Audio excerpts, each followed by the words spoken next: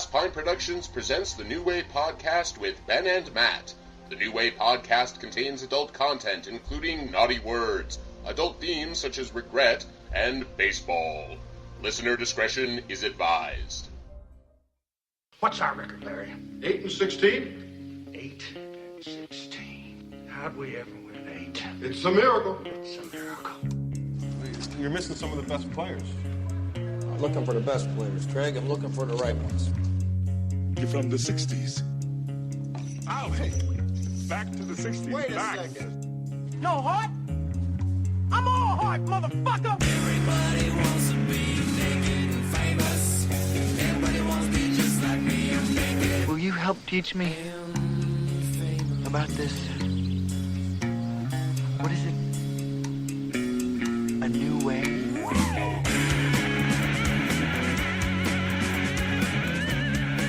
Welcome to the second New Wave Podcast with Ben and Matt. I am Matt. And I am Ben.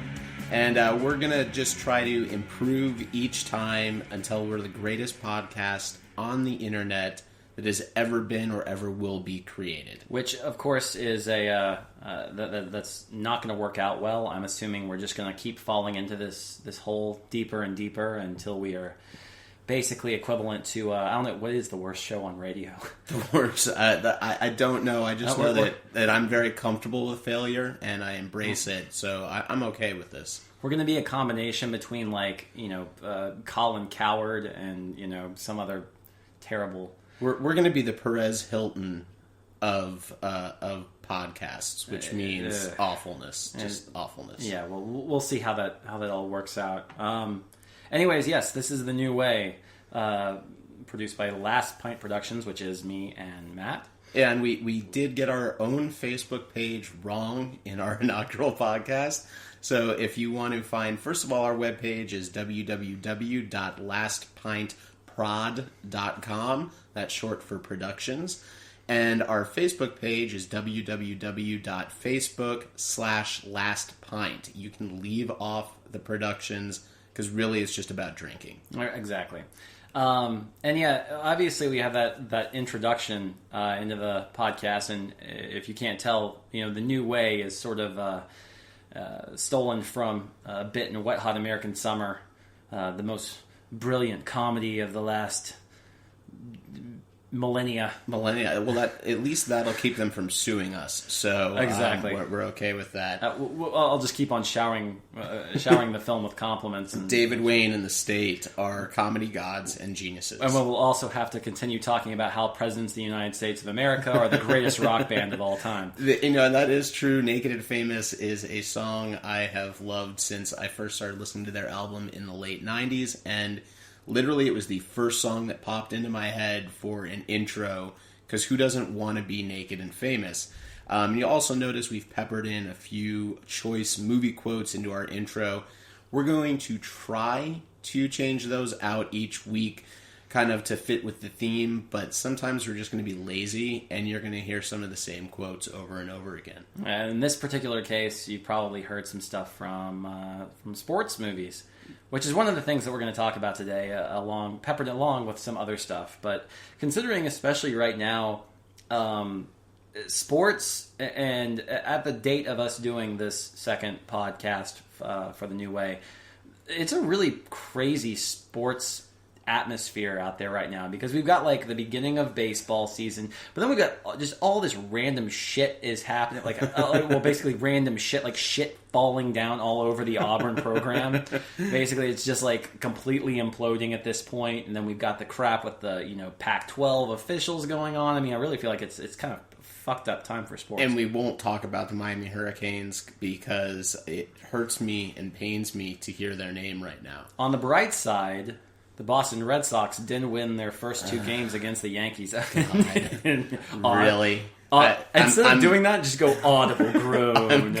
I'm editing it out. That's fine. When you guys hear just a random sampling of Ben being like, "I'm an idiot," that just means that we covered up something where he was talking about the Boston Red Sox or Golly Nuts. But yeah, Ben is the much bigger and experienced sports fan than I am. I have my small number of teams, which is the Green Bay Packers, the Miami Hurricanes and the Purdue Boilermakers. Which, I mean, you have the same sort of thing that I do, which is you're geographically pretty diverse, which makes sense because if you listen to the inaugural podcast, you'd understand that Matt has moved all around and is sort of a... Which I explained over the longest 20 minutes you've ever heard broadcast on a podcast.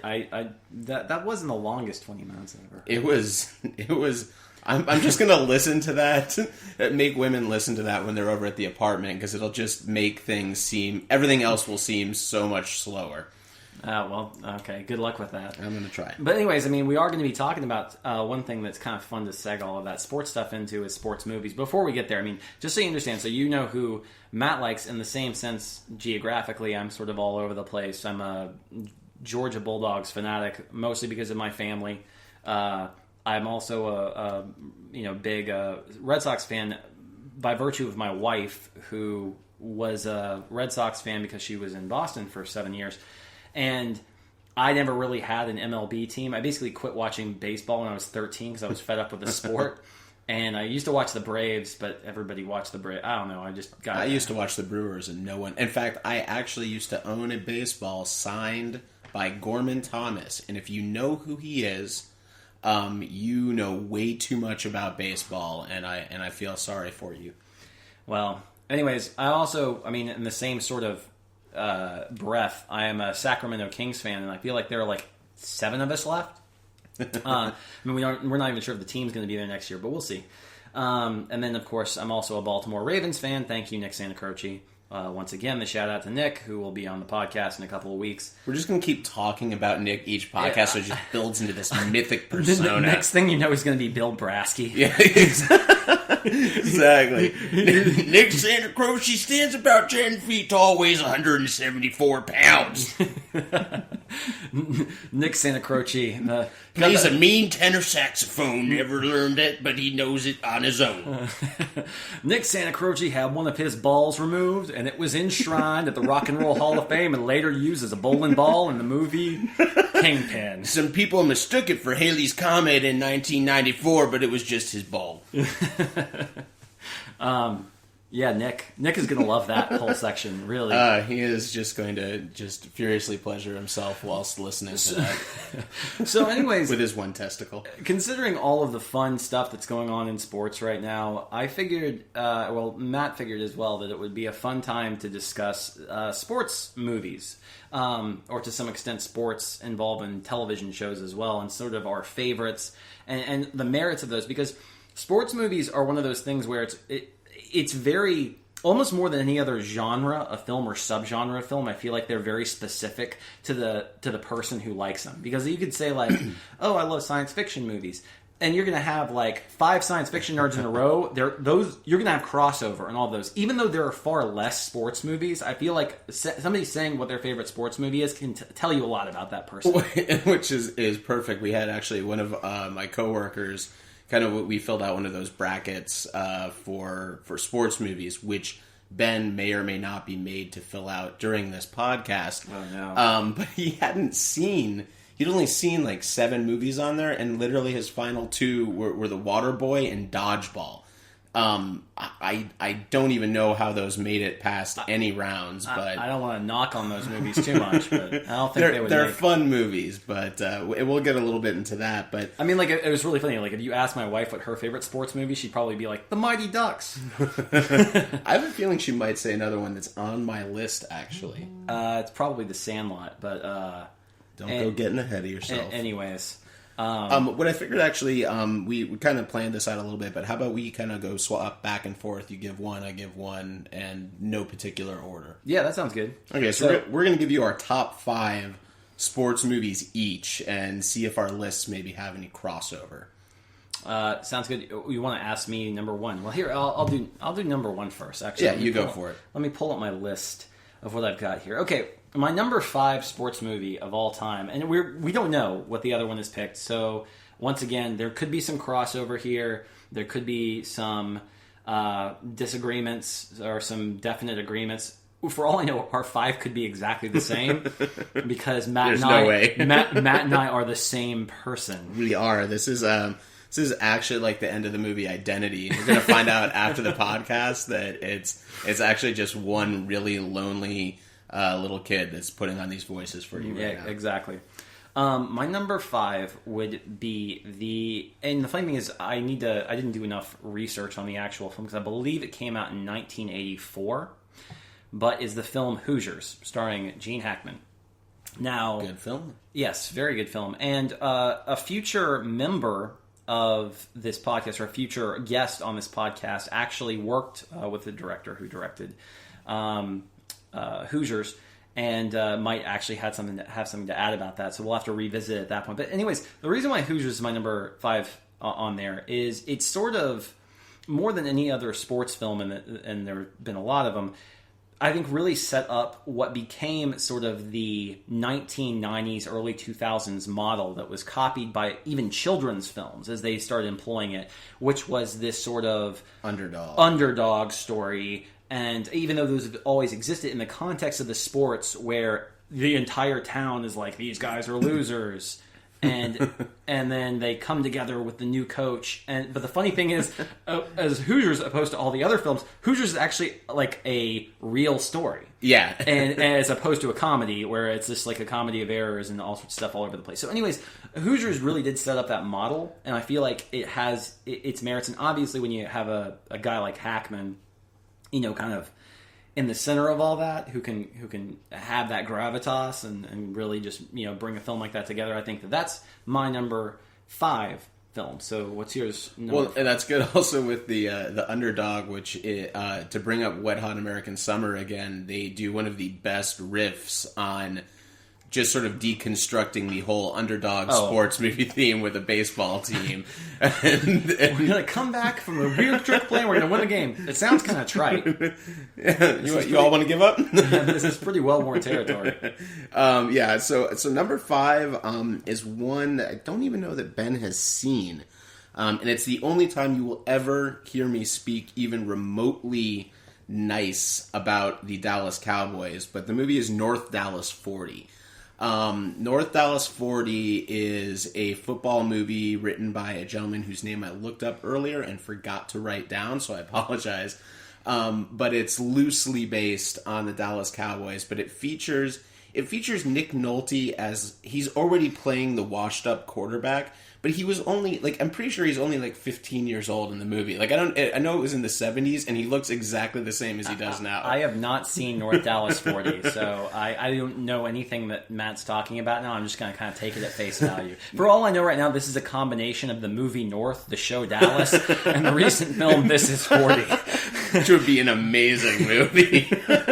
Anything that brings North back on the radar. But yeah, it's just a great, good old gridiron football movie with, all you need to know is Nick Nolte as the quarterback addicted to painkillers who's smoking and drinking his way through games. That's really all you need to know at all. But it's one of those that my mom showed to me. Sign me up. I have it on DVD in the other room. We could just forget the podcast and put on North Dallas 40. But we won't. We're going to move on to Ben's number 4. Next, Last Bite Productions, The New Way. You're about to hear an hour and a half of North Dallas 40. It's going to just be a lot of Nick Nolte hell, I gotta go and throw the football and put the ball in the hell. Okay, well, my number 4 sports film of all time is pretty well-worn territory. Again, just going cliche. This is going to be a pretty cliched. I have a feeling my list is going to be a lot more cliche than yours. I have to go with one of my favorite films, Field of Dreams. Now, Field of Dreams, it is more than a sports movie. Obviously, it's that movie that all guys cry in. I mean, they're known to... my dad always tells the story about how he was single at the time when that movie came out, and him and a friend took 2 girls on a date to see Field of Dreams. And at the end of the movie, him and his buddy are trying not to cry, and these girls are like, "What's wrong with these assholes?" So...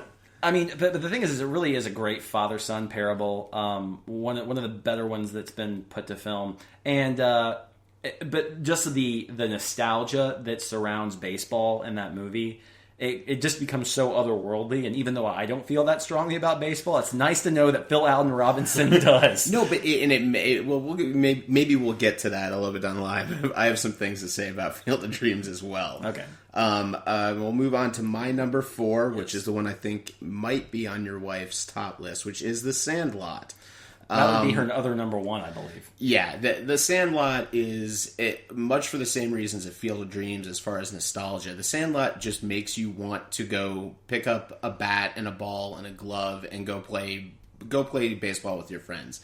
And it also features what's his name? James Earl Jones in a role as the blind mentor. The movie is... The 1990s were basically just seeing how many times they could get James Earl Jones to go baseball. So, yeah, I mean, I can watch The Sandlot over and over again. I used to use that as a de facto date movie. It is a... No one dislikes The Sandlot, and any guy in my age group who does not admit to having a crush on Wendy Peffercorn is just lying to themselves. So I'm putting Sandlot at number 4 because you're killing me, Smalls. Very nicely done. Now here's the funny thing. I spoke about Hoosiers earlier. I'm going to talk about a film that employed that same sort of dynamic, or the 3-act dynamic of the what we were talking about, where it's these underdogs or whatever, and they're coming together. But it's one of the ones where after it had been completely played out through the 90s, they finally went back and made another serious film in the 2000s that followed that format and did it so perfectly by doing the exact same thing and casting one of those awesome actors in the middle role to solidify that movie. And that movie is Miracle. Good call. And just one of those things, because here's the thing. Hockey is one of the few sports that I can't really sit down and watch. I can sit down and watch it, and I like going to hockey games, but as a like the de facto sports fan, I listen to sports radio all the time. It's one of those things that I just can't... I like the sport, and I like the concept of the sport, and it's hard as hell to play. It's the one sport that I absolutely have absolutely just no hope in trying to give myself that sort of coordination. It's also one of those that in person it's literally a completely different game. And watching a hockey game in person is extremely riveting and exciting, but watching it on TV just doesn't hold up for me, at least. Can I have a quick aside here before I finish this off? I'm sorry, if you hear it buzzing, it's because I was in an argument with my wife earlier, and I feel like I'm talking about a lot this episode. But anyways, we had an argument earlier with a mutual friend about when we updated on Facebook about how we got engaged, or that we were engaged. And I was arguing that it was the same day, and she was arguing it was 4 days later. She came to just text me that it was the day after we got engaged at 9 p.m. So I think, unless we're playing prices right here, I think mine was closer. This is fascinating. I know, it's great radio. I'm so glad we paused for the cause of I'm sorry. of going through. I was just trying to explain the buzzing. Because if any of you are married out there, you will understand that conversation. That's exactly. another one. Okay, what's your number 3? Number 3 for me, going baseball again, and we're going to kind of get into how sports movies split and go between the sports. But my number 3 is Bull Durham. Bull Durham, motherfucker, is maybe the most fun you will have watching a baseball movie. It is. First of all, you get young Tim Robbins and young Susan Sarandon. Sort of young. Sort of younger Susan Sarandon. And of course, the inimitable Kevin Costner. It is a great movie filled with a gazillion quotable lines, and it's one of those also that I like focusing on that minor league team, and it's less of a... it's less Bad News Bears of, like, are they going to make it? It's more just the story of how these, like, 3 dysfunctional people are able to even, like, continue moving forward in any capacity with the baseball, as a backdrop and a foreground. But I've loved that, and ever since that movie, I've had a huge crush on Susan Sarandon, and will continue to. Awesome. No, I totally agree with that pick, and so... Anyways, well, for my number 2 sports film, I want to talk about a film that we've never discussed here on this show ever before. And that's a film, it's called Bull Durham.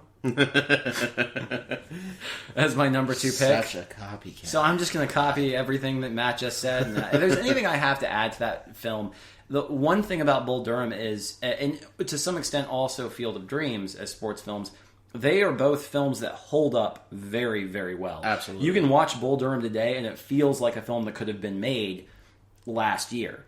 And it's those types of films I feel like have that's a quality that's overlooked in a lot of films. And I'm not talking, that's not specific to the sports genre.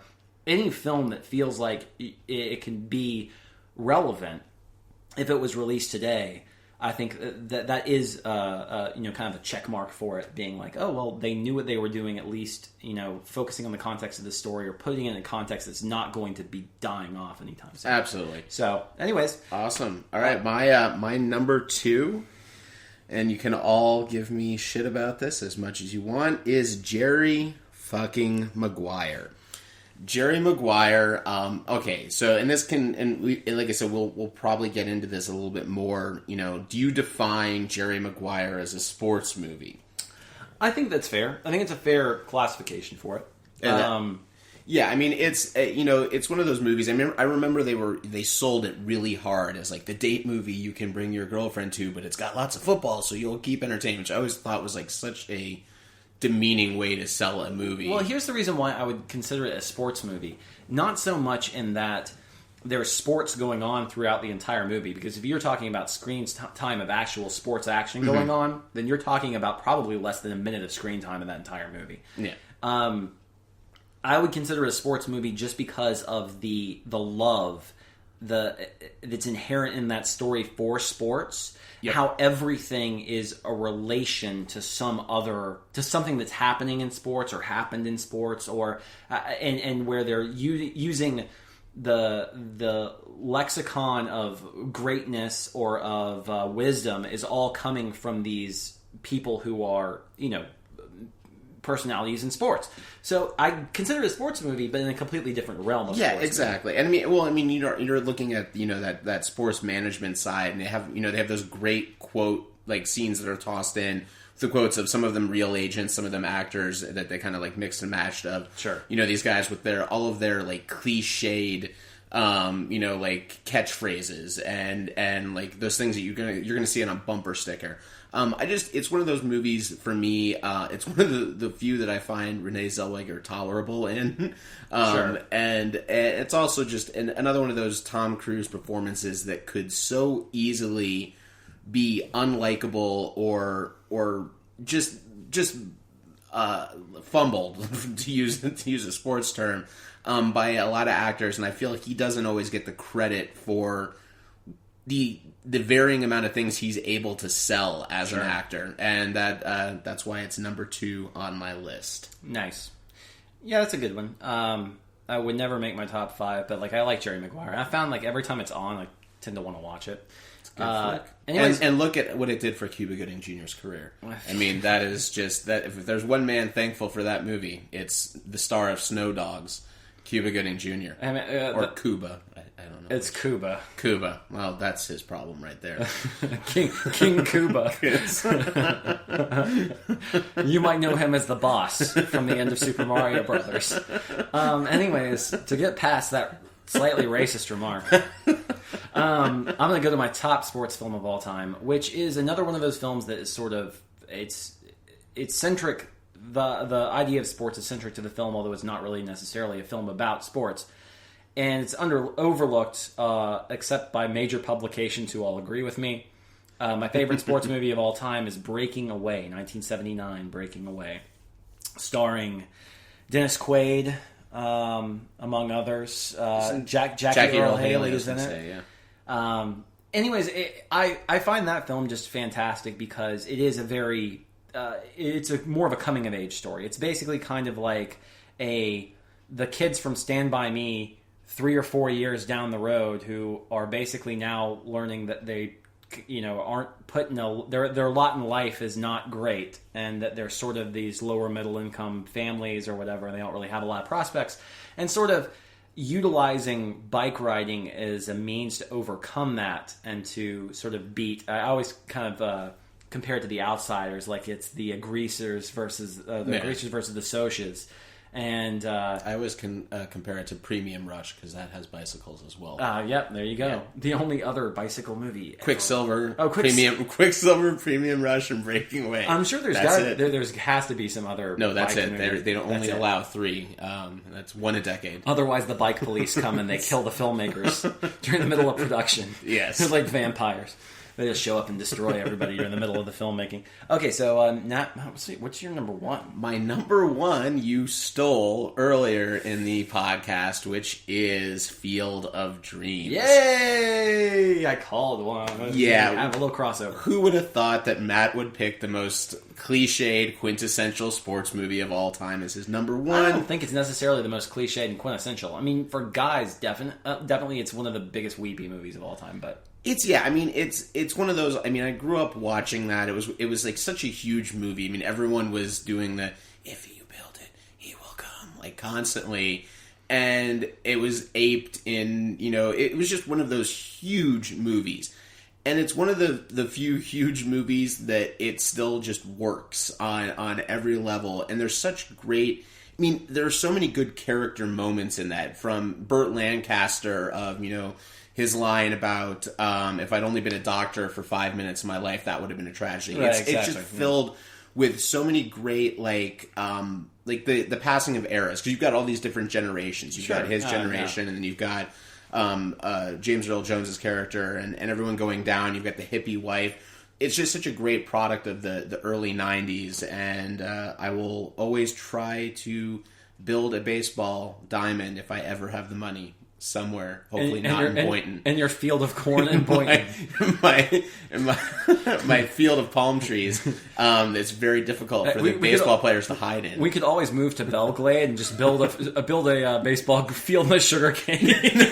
No, we need to do it in the Everglades and just have the Swamp of Dreams, which sounds a little ominous, actually. Of like, if you build it, it will come to the swamp. Except instead of it being like, that guy's building a baseball field in his corn, I'd be like, man, that honky ass cracker has burned all of his sugarcane so he can build a baseball field. Oh, Matt and Ben always keeping it PC here at Last Pint Productions, who, and by the way, is an equal opportunity employer. Yes, exactly. So we can't be racist at all because we're going to have a black guest on next week. This is true, and we had him listen to the podcast, and he was concerned if we knew he was black. So apparently we came off pretty racist last time. But like Ben said, we can't be because we know a black person. So that's usually that's how it works, right? Yeah, I think so. Okay, I think we've already talked about kind of like what defines a sports movie and what doesn't. I mean, we've kind of quantified that to some extent. So I think it's kind of more what I kind of wanted to ask you, or just get your opinion on, is a little bit of obviously my list is 2 football movies, maybe 1.5, depending on how you look at Jerry Maguire, and 3 baseball. You're a little bit more varied, and one of 2 people that has bike riding on the sport as well. Or, I'm sorry, cycling. But why do you think there is such a? Is it just because it's America's pastime that there are so many baseball? I mean, I have 3 on here, but there are at least 10 others I can name off the top of my head that could qualify too. Well, easily, I mean, I think the easiest way to answer that, and in my opinion, the reason why baseball in particular has permeated American popular cinema for so long is because baseball is America's pastime, and as America is sort of the birthplace of Hollywood. Since it is the birthplace of Hollywood, or both of these things, it kind of seems like it would go hand in hand. That, and of course, throughout early, Hollywood culture, you had these famous actresses marrying baseball stars. It's something that had that crossover into popular movie culture at such an early stage or development of film and filmmaking that I feel like that was sort of hand in hand. That it's very easy to romanticize baseball because it has been America's pastime and that sort of thing, for a long time.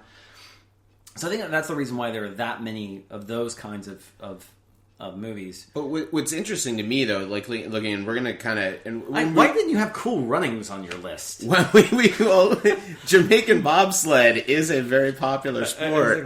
Well, it's kind of, and I'm gonna have Ben. We're gonna move in kind of a project from Ben. But I was curious. We did these at my office, which is basically one of those March movie madness things. It's a March Madness bracket for sports movies. But what's interesting is they split it up. Instead of you having like your East, West, Midwest, whatever, you have it by sport, and then you have a miscellaneous category. Don't stop looking over here. I'm going to ask you, Ray. Just don't be cheating. Just ask me quickly, and because we need to go through this. I don't want people to be bored to death. This is true. Maybe we'll kind of skip this. We can kind of look at some of the ones on here. But what I found interesting is that you look at most of the baseball movies go both ways. There's like raucous comedies. And then there's like the drama and kind of thing stuff. But that's not the case for basketball. Like, have you noticed that basketball movies tend to be much more on the serious and grounded side? I don't know if that's like a cultural type thing or... I mean, do you count like Air Bud? And wasn't Air Bud a football playing dog? I thought the first Air Bud. I think Air Bud's only played football and baseball. He has not gotten into basketball. No, there is definitely an Air Bud basketball. Oh, I'm thinking of the Golden Receiver. I'm not even making that up. I used to work at Blockbuster Video, and I remember, literally people actually rented it enough times that I remember putting it back on the shelf. You know what's funny, actually, though? The Nutty Professor predates a lot of those sort of raucous baseball movies, and the Nutty Professor had that long... Nutty Professor. No, what am I thinking of? Damn Yankees? No, it was the one they remade it into Flubber. But originally it wasn't the Nutty Professor, or was it the Nutty Professor? I forgot which one it was, but it was Jerry Lewis, and it was the where they put the flubber on the bottom of their feet, and then they had the basketball game. Oh yeah. That was the I remember that. But that's not. I'm not going to call it flubber. Whatever. Yeah, it's not necessarily. Well, I mean, like they have on the list here, so I'm kind of looking at these for basketball. So you got Hoosiers, the Air up there. Above the Rim, Space Jam is a comedy. But Hoop Dreams is a documentary, and that's one of the best sports movies of all time. Blue Chips, Through the Fire, Love and Basketball. Love and Basketball is on here. Now, here's another one on here that I argued with one of my coworkers over. Do you consider Teen Wolf a sports movie? And I argued yes. Fuck no. Teen Wolf becomes Mr. Teen Wolf to play basketball, and then okay, first of all, let's see if it meets your requirement that we talked about before. Is there a story of a team that is losing and not doing well, and then they start to come together when Mr. Teen Wolf joins them and starts, playing really good basketball, and at the end they have to play this big game, but they can't use Mr. Teen Wolf. They can only use Marty McFly, and he has to do it with his friends Styles and Booth have to help him win the basketball game. I still think it's a pretty shitty comparison. It's the end. It's the conclusion of the movie. If you do a word comparison there, though, you can't be like. You're not going to say Teen Wolf, and the first thing you're going to say is basketball. Well, I mean, you might say that. I might think basketball. That's not the first thing I All right, well, it was on here. We argued. I still think I'm right. The Teen Wolf qualifies as a basketball movie. Okay, well, let's move on. All right, that's fine. Let's move on from that. Get rid of all my notes. And by the way, you'll notice what came in first and what was first and second in my bracket, which is Jerry Maguire versus Field of Dreams, and Field of Dreams won. Well, so this is how you came up with this. This is how I went through this. They also considered Rounders a sports movie because it's poker. Poker is not a fucking sport, it's a game. Oh, fine. Now, that's just my opinion. A game of skill. I don't think, it's funny because it's not a sport. Just because the World Series of Poker is on ESPN2 does not mean it's a sport. They consider it a sport. Yeah, they don't consider it a sport even, I don't think. I know that they have their own people, but it's like, who else is going to air that? Bravo? I don't know. Yeah, exactly. Okay, so anyways, towards the end of every week, I think what we're going to do is do a quick kind of blind question that's probably going to be very embarrassing for one or the both of us. Mainly because Ben embarrassed me on the last podcast with one of his blind questions. We thought, that people enjoyed it when Matt was embarrassed. So let's do more of that every week and make him do that again. All right. So I'm going to let you ask me first. Or should I ask you first? And so then you get the last word. I don't know. I would love the last word. So so I'm going to tell you yours. All right. No, wait. I'm going to ask you. I'm going to ask you first, and then you're going to answer, and then you're going to ask me, and I'm going to answer. Okay, that's fine. That works for me. Right. Okay, so what is the most humiliating thing you've ever done to impress a girl? Bonus points if it involves lying about your opinion of a book, movie, or TV show. The most embarrassing thing I've ever done to embarrass... Wait, so say it again. The most humiliating thing you've done... The way you've compromised yourself the most to impress a girl.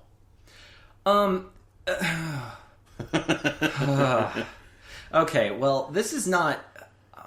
okay, this is probably the first thing that pops to mind. Now, there was a period of time when I was single, 5 years ago. I had been in a long relationship, and I was coming out of that. And you came out? I came out.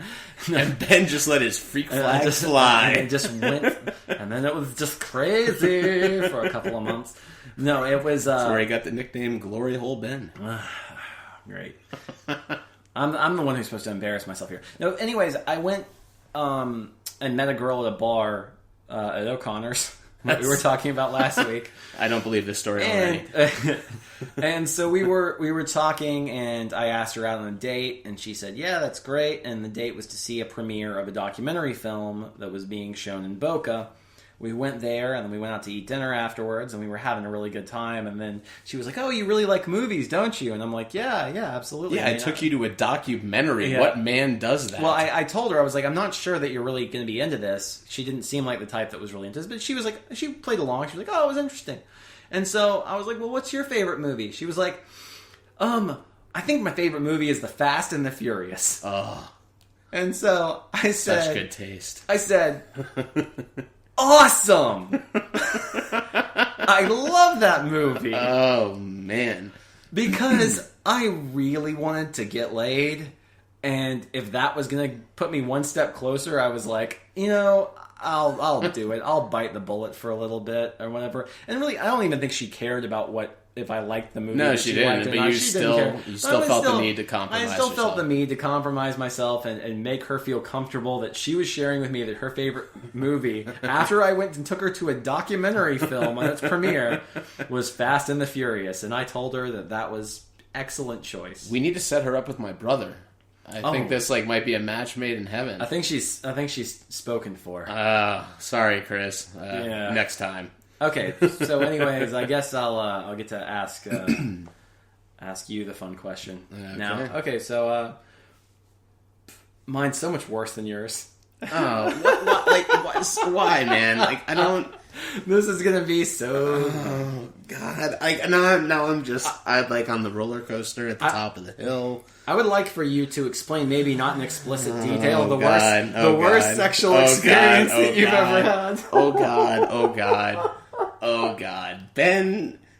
First of all, at this point on the second podcast, my mom has already listened to the first podcast, and she said she enjoyed it, but she didn't care for the frat boy humor. But she understood that was necessary to sell tickets. I still don't think she understands exactly how Ben selling tickets. Just go with it. So what was it? The specific take a ticket. Go through the turnstile to be a part of the New Way. It's a new way, kids. Come on aboard. All right. So that's my answer. Thanks, guys. For all right. What was the question? The question was, what if you could even you don't have to go into explicit detail. I just kind of want a frame of reference as far as time is concerned, and I would like to know some just rough cloud of information about the worst sexual experience you have ever had with a woman. Is it sad that I'm having to think there are enough of them that I'm now having to rank them like the sports movies?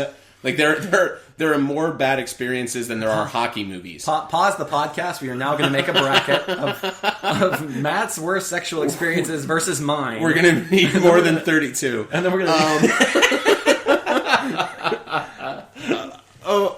Okay. The worst. This is so. You don't have to. Like I said, I don't want you to. I'm trying to zero in on something that was just. Oh God. So you've seen Forgetting Sarah Marshall, right? Oh yeah. Okay. So there's a scene in the beginning of Forgetting Sarah Marshall, where he's on his bender after the girlfriend, and he's sleeping with all these different women. And there's the one that's the model that is like the most unresponsive person on the planet, and she's just like I just came. Yeah, and yeah, that's pretty much. That's all I needed to know. How old were you? This was I think 4 years ago, so I was 30. Yeah, like right around my good 30, my year of 30. I just had a person that was not appreciative of the fact that I showed up and I brought my A game. And they felt that it was okay. The worst part is that may have been their A game. That was, you never know. Maybe she just like got to the point and she was just like, all right, well, I guess I have to do this because he bought me a Big Mac and we watched Fast and Furious. So please don't start talking about details of my life, Matt. All right, so yeah, that's my answer for that. And now I'm going to spend some time because see, I gave you some kid gloves since you're married with these questions. So now now the gloves are coming off, and I'm going for the jugular next time. I'm going for the taint rip. The taint rip that disables a man that Ben can't even walk out of here. Who are you trying to protect me from? My wife? My wife knows every little dirty thing about me, so it's like... Your wife scares me. I mean, she's a lovely person, but she's a little frightening. I think we're just going to rename this episode New Way Episode 2, Ben's Wife. Ben's Wife, yes, the Beth Show.